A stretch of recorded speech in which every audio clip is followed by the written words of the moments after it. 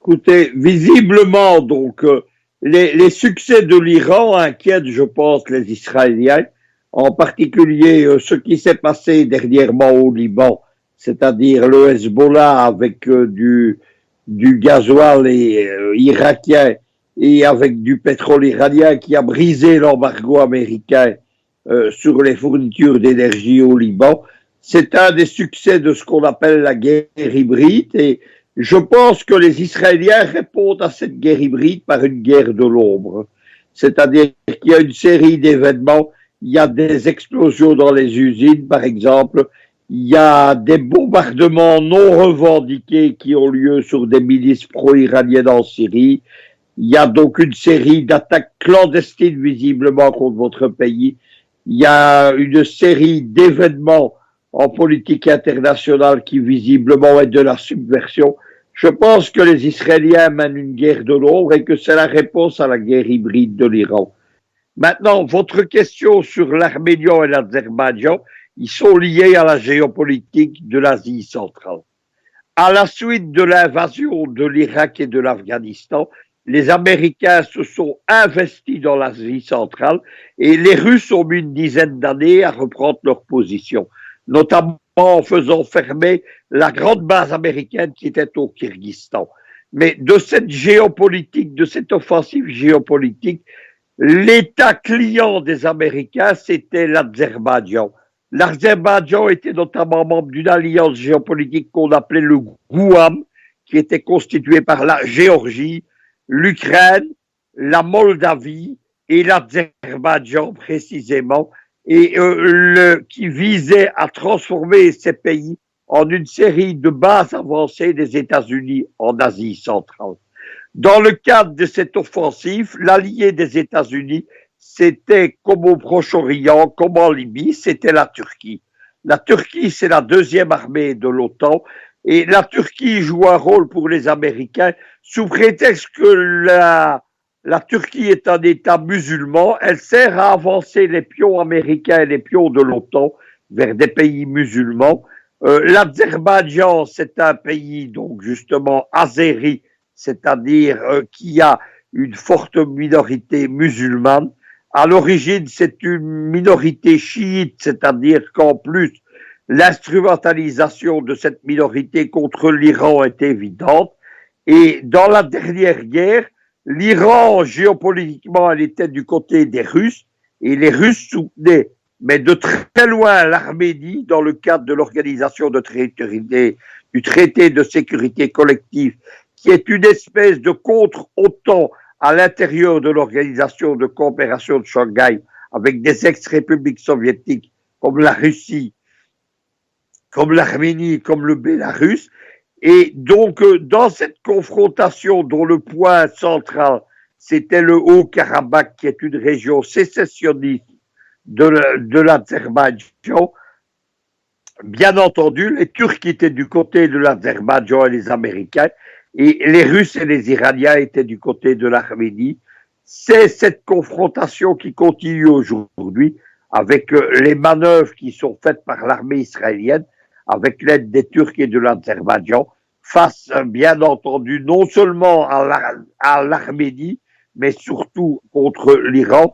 Il y a une dernière chose qu'il faut savoir, c'est que le lobby militaro-industriel turc qui est très puissant, notamment dans la création des drones de combat, il travaille main dans la main avec le lobby militaro-industriel israélien et tous les deux sont engagés à côté de l'armée azérie.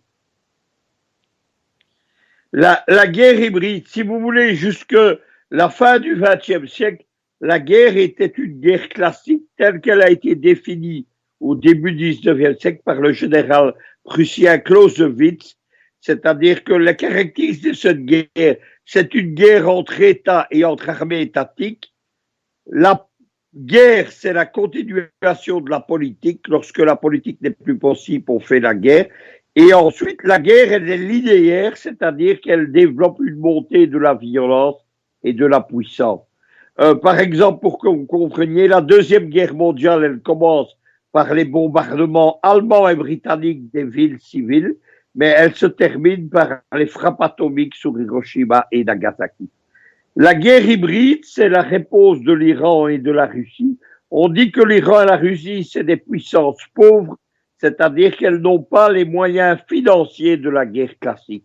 L'une des causes de la victoire des États-Unis dans la première guerre froide, c'est que les Russes se sont laissés emprisonner, l'URSS à l'époque, dans la course aux armements et qu'elles n'ont pas été capables militairement de continuer. Le but justement de la guerre hybride, c'est donc la réponse à la guerre classique. On dit que la guerre hybride, c'est une guerre de l'ère post-Clausewitz, c'est-à-dire qu'elle ne correspond plus à la guerre classique. C'est tout d'abord une guerre qui est multidimensionnelle. Dans cette guerre, la guerre n'est pas la continuation de la politique, mais la politique, c'est une des dimensions de la guerre au contraire. Donc, elle est multidimensionnelle et elle voit cette guerre menée du côté russe et du côté iranien par des acteurs non étatiques. Qu'est-ce que c'est les acteurs non étatiques? Par exemple, ce sont les firmes de sécurité russes, ce que les Occidentaux appellent le soi-disant groupe Wagner, mais qui n'existe pas en réalité. Il y a 11 firmes de sécurité. Ce sont les milices comme le Hezbollah et ses clones proche-orientaux en Iran, au Yémen, en Syrie ou au Bahreïn. Ce sont les acteurs médiatiques non étatiques, bon, c'est-à-dire le Pentagone a émis un rapport il y a quelques semaines, elle me définit comme étant ces acteurs non étatiques. C'est donc une nouvelle forme de guerre qui déstabilise profondément les Occidentaux parce qu'elle ne répond pas aux acteurs de la guerre classique.